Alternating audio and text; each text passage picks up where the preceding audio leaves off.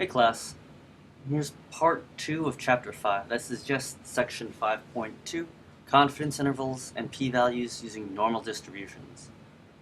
So we've seen a lot of computation of confidence intervals and p-values using other methods, in particular bootstrapping using StatKey. Hopefully you're starting to see that a lot of the bootstrapping distributions do end up looking symmetric and bell-shaped, which is exactly the same shape as a normal distribution. What the central limit theorem allows us to do is know, theoretically, that if our sample size is sufficiently large and perhaps other technical restrictions, that our sample actually does become a normal distribution. And so rather than appealing to bootstrapping methods, we can just appeal to the normal distribution, which is computationally a bit easier in general. The technical restrictions are often, if p is the hypothesized proportion, then n times p is greater than 10. If sample size is sufficiently large, not a big deal. And n times 1 minus p is greater than 10. If you're talking about the mean, then typically you want your population size, or excuse me, your sample size to be above 30, usually more like 50 or higher. In practice, again, it'll let us compute confidence intervals and p-values without bootstrapping, but we're not quite there yet.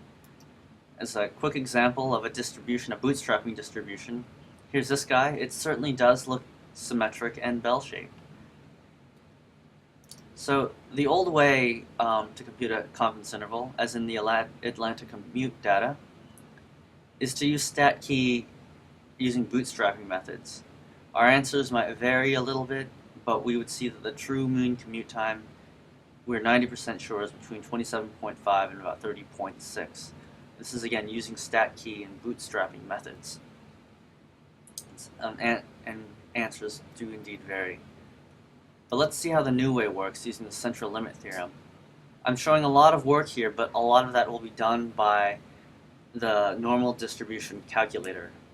All we need to do is identify the sample mean, the standard error, and our level of confidence.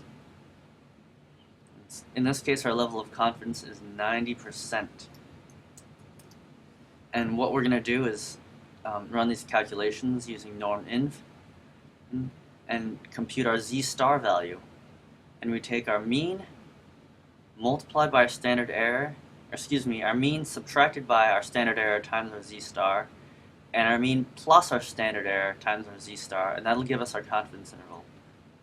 If we move over to the normal distribution calculator under confidence interval, I've entered in all that information already, and there's our limits right there. And we see a graphical representation of the normal distribution as well as the confidence interval width. It's that easy using the normal distribution calculator.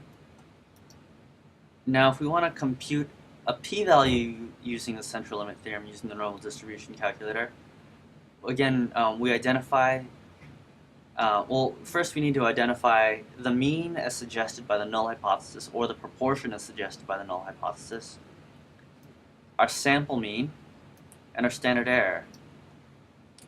And all we do is go to our normal distribution calculator, go to p-value.